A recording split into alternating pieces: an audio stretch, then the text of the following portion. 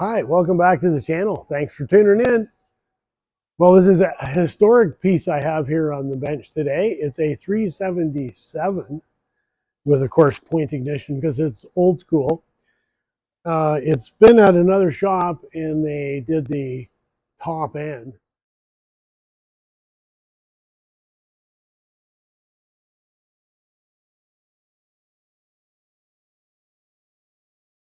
I had a very difficult time to remove the two piston pin locks because they weren't installed correctly. Then I realized while I was doing that, why I couldn't get the tool in there is because the pin is absolutely jammed in the piston.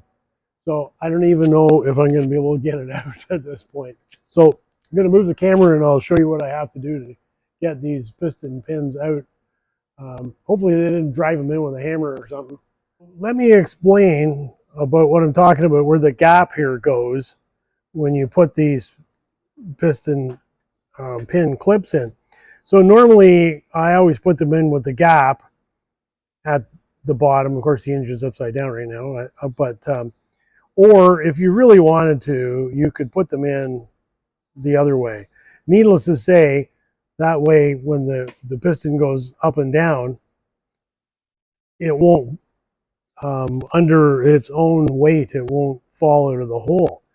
So what I had on this one, oh, this was really impressive, was they put it in.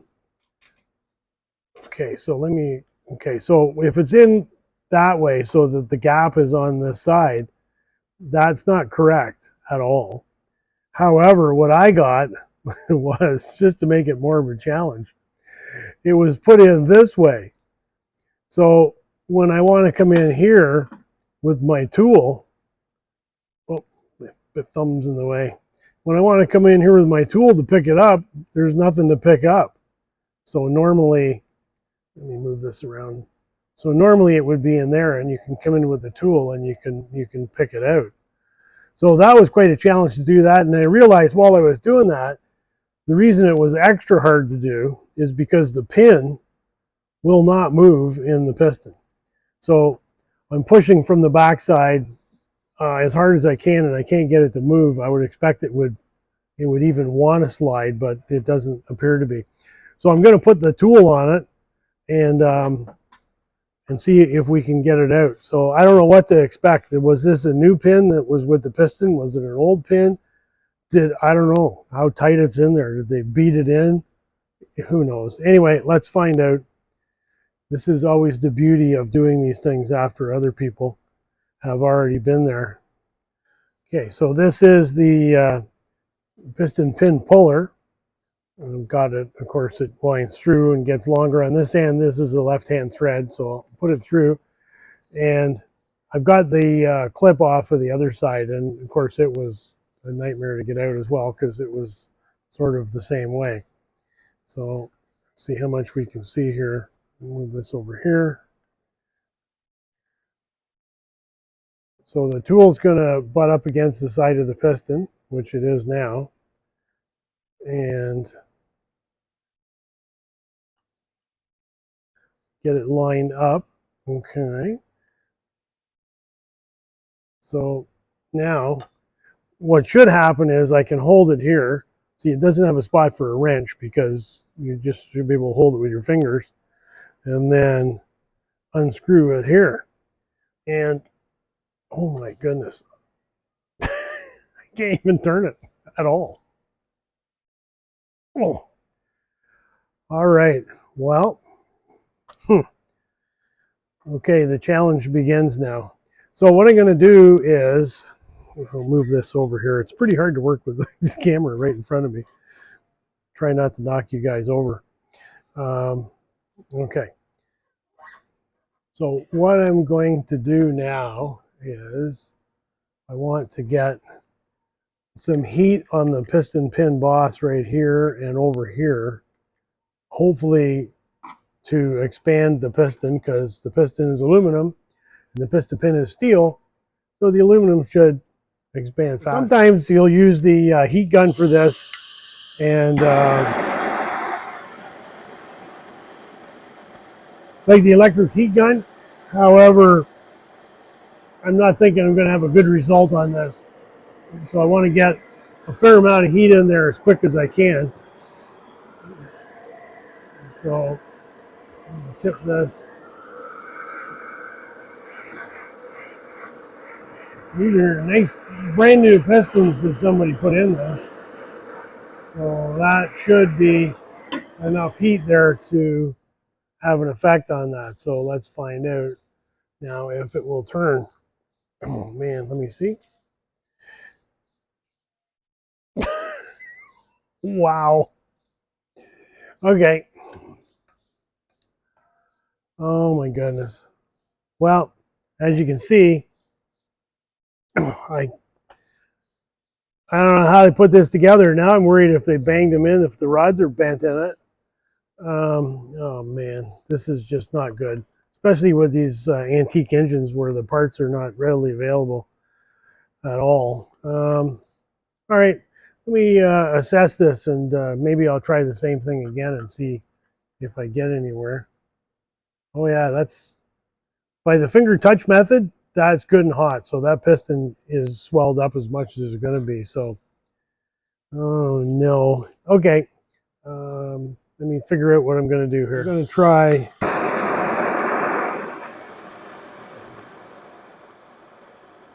I'm going to try a little more heat here and see if I'm going to get anywhere.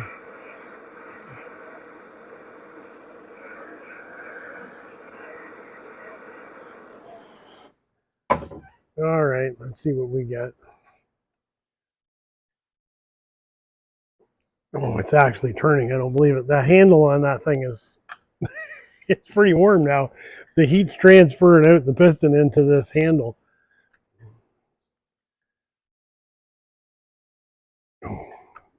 Wow.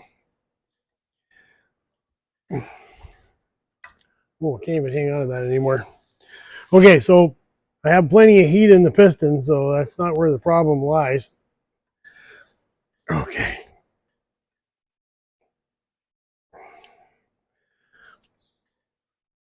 All right. Oh, it's starting to come out. It's still way, way stiffer than normal. This little puller here, it sort of, when you can't push it with your fingers, the little puller will do it. I hate dragging them out like this because you're just taking the steel and the aluminum and just rubbing it together. No lube, no nothing. So sometimes it's not a pretty sight. Wow. All right.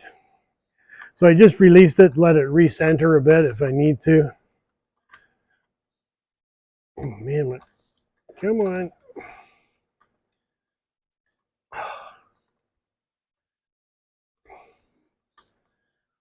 There we go. Wow. Okay, so it's got the old school bearing in it. And let me see if I can get this pin out the rest of the way.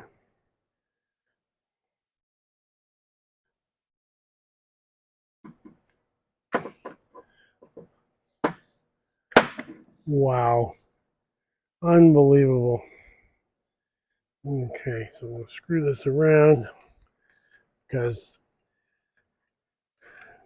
it's pretty much a sure thing that, oh, look at this.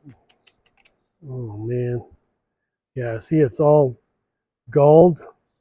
Let me get this up. Well, so now the question is, okay, so when I say gold, there's actually right there, I don't know if you can see it in the light here. Let me turn this off. Maybe that's better. Yeah, okay. So you see there's a splotch of aluminum on it there. There's a splotch of aluminum on it right there. And right there. Oh, look at these scratches all across it. Or a few scratches right there. I don't know if they show or not. And more aluminum right there.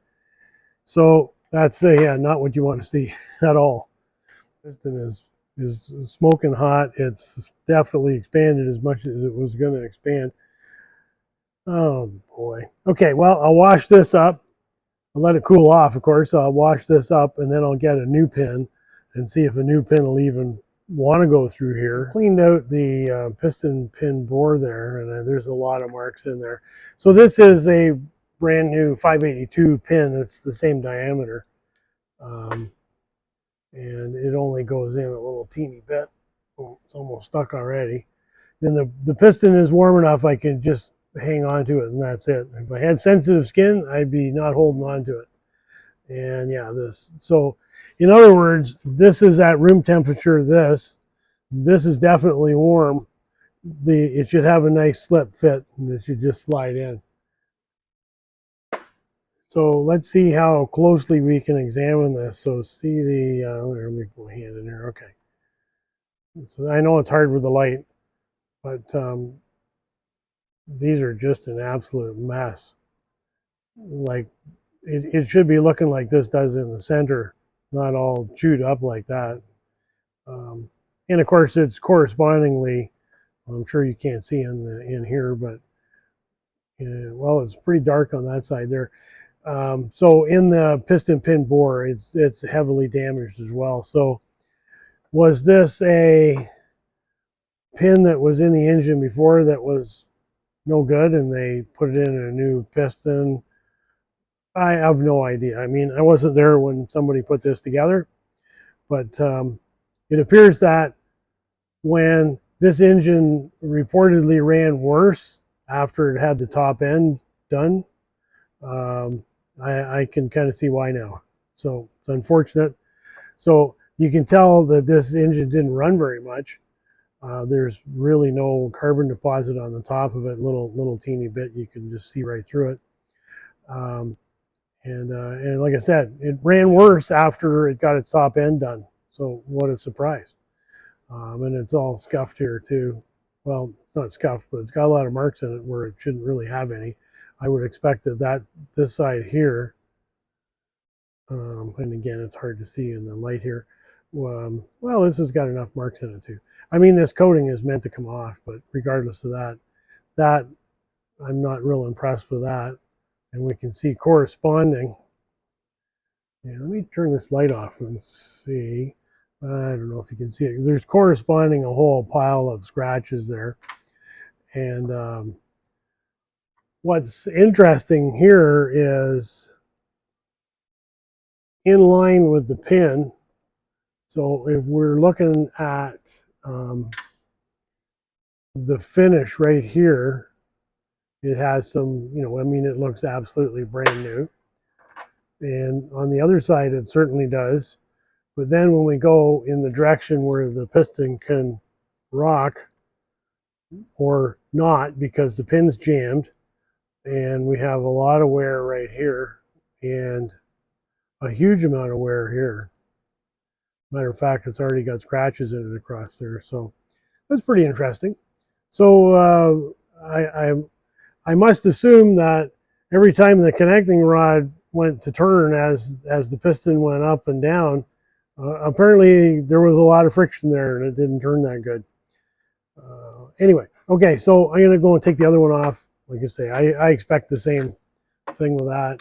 And then I got to check and make sure that the connecting rods aren't bent, because I don't know how anybody got that thing in there. Like they used a C-clamp and pressed it in. They beat it in with a hammer. Yeah, I don't know. Like I said, I can only theorize. I wasn't there. So here we are in the mag piston, and when I look, where's the end gap on this?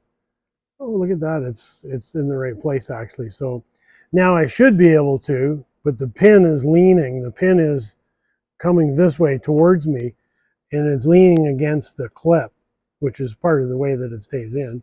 It's why the pin has a little bevel on the edge of it right here. So anyway, let me see if I can get this out. And nope, it's going to break my tool off. So the pin is so much this way that chamfered edge is holding the clip in the groove. Great.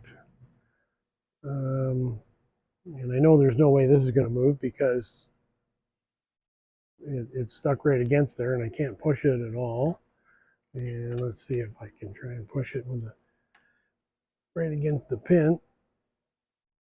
You're gonna move now? Nope, no way. So this one is as interesting as the other end, except, well, I can't even get the clips out at this point, so this is going to be a project. So anyway, let me see what I can do to get the clip out and figure that part out. Okay, so I'm going to heat this one up.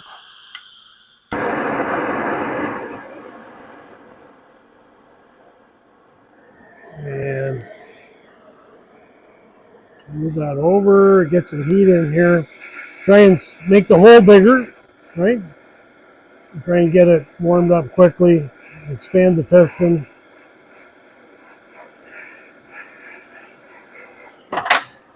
And since I kind of think that it's going to be scrap anyway, and this is what we have to do sometimes. So I don't have any stress on the connecting rod.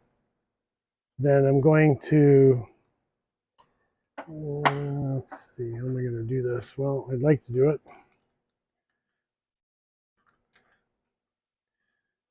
I need extra hands here. Okay, there, this will work. Okay, so I'm going to push the piston back so I'm not leaning on the rod and hold it. Then move the camera out of the way and see if I can tap this in enough.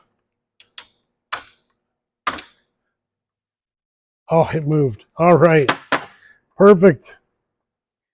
Okay, so now I'll show you how easy it is to get that clip out when everything is the way it's supposed to be. So remember I said the gap was here, and that. So now I just come in right in here with the little hook on here, and out it comes. See how nice that works when it's put in the proper way, and the pin actually moves. So there we go. So it came out. I got control of it, because when these go flying out, they hear them hitting the wall at the other end of the shop. So you want to keep them under control, because we need to know where it went to. All right, so I've already heated up the piston. It did move without too much effort there with the blunt force. Well, this one,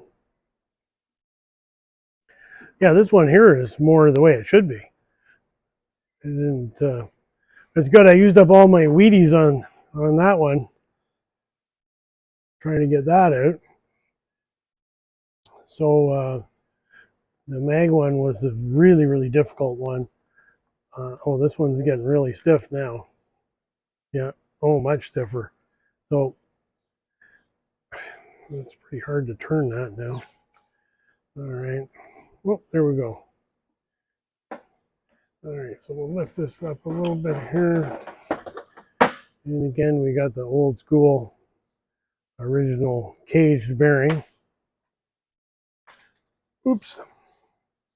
All right, so let's keep going here. Get this pin right out of this one. I thought we were going along pretty good, but right at the end there, that made me really wonder. So what's going on with that? Okay, so let's get this out. There we go. Okay. So give this a wipe. These are not going to make it all the way to the wash. Oh yeah, okay, well there it is right there. Okay, so what we're looking at here, oops. All right, fell on the floor, tool fell on the floor. Okay, let me just get a grip on this with these. Okay, so, all right, I'm back. So when we look at this end of it, it's a little bit gulled. There's a little bit of transfer there. But look at the other one. The other end. Let me see, maybe this will work. Let's put this wiper there. Move the light over here. it's kind of interesting stuff. So I would like it if you were able to actually see it. So here we go right here. There's a whole bunch of at the top there. And when I wrote, if I pinch it in the center here where the bearing was, where the bearing rides all the time. So just by feel, I can rotate this and this feels smooth. And then when I go over here, I can feel the roughness big time. So, so what it did was it pulled it out this way. So it came out of the end it was galled in the piston. And then all of this pretty good part came through. And then when it got to the end, that's why it was so stiff to get out. So no different story on this end. Here we are in line, right, with the pin, and there's still some machining marks right here. And the same on, this thing is like full of grit and dirt. I wonder if after they honed the cylinders on it, if they even washed them. So the same here, we can see the machining on there, and then lots of striations that go this direction on here. And let's see, and yeah, it's got some wear on there. Look down here at the bottom, there's still some machine marks here, although there's some marks in it anyway, but there's still some machine marks on it. It looks like it's just had grit going up and down in there. What I do notice is they're like all gross and dirty. Like, so here's a clean area here, and this is off the skirt. Like, look at the stuff that's in there. Oh, there's even a little piece of like copper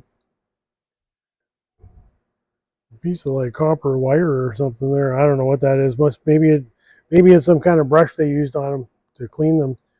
I left a little piece inside the engine. Anyway, let me get another clean spot of this. There we go.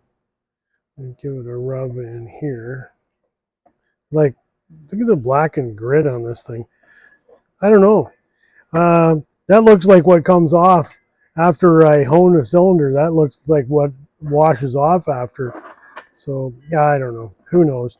Anyway, I'll measure these all up and we'll see what we need to get for pistons, if we can just get more pistons that will be the same size, or this was honed. So how much did they hone out of the cylinder? Is it already too big for this size of a piston? On the stand here, and I look inside, and what do I see all over the crankshaft? Rust. All the throws have rust on them. I'll bring this in for a closer shot. There's a lot of corrosion on this crankshaft. So in case you haven't seen what a corroded crankshaft looks like, it appears to be reasonably easily visible to me. So here is all corrosion all around. So I'll just rotate this around and you'll see. I mean, of course, there's another big spot right there. Any corrosion is too much. And of course, it's got all these drips and drabs around here of corrosion. A whole bunch right there on both sides. So let's spin around to the mag end. So it's actually, this one doesn't have as much rust on it as the other one. Still has a lot of corrosion on it. You can see all those little spots and pits in there. So the days for this crankshaft are over.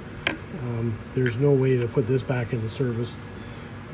I know they maybe used to do this on sleds when they were kind of crusty looking, but we're not, on the snow. We're not on the ground. Well, that wraps it up for today. However, I did just measure the new pin against the old pin in the center where there wasn't any wear on it, or at any rate, there could be some. This one that galled, it appears to be 0.3 of a thousandths bigger than standard. So that is a little over 1/4 of a thou, if you want to look at it that way. That's probably the entire clearance. I haven't looked up the numbers, but we're dealing with such tight tolerances on wrist pins that anything that's out, it only has to be out the smallest amount, and it causes a problem. Now, these are too chewed up on the inside here to get a good reading out of the for the inside diameter of the piston.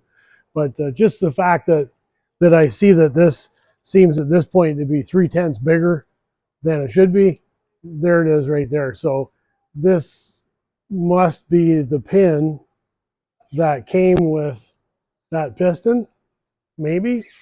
I've never seen a Rotax pin that's going to be 3/10 bigger. So this got to be an aftermarket pin as well as an aftermarket piston. So as you can see, this is a 377 video that I wanted to do just because it's different.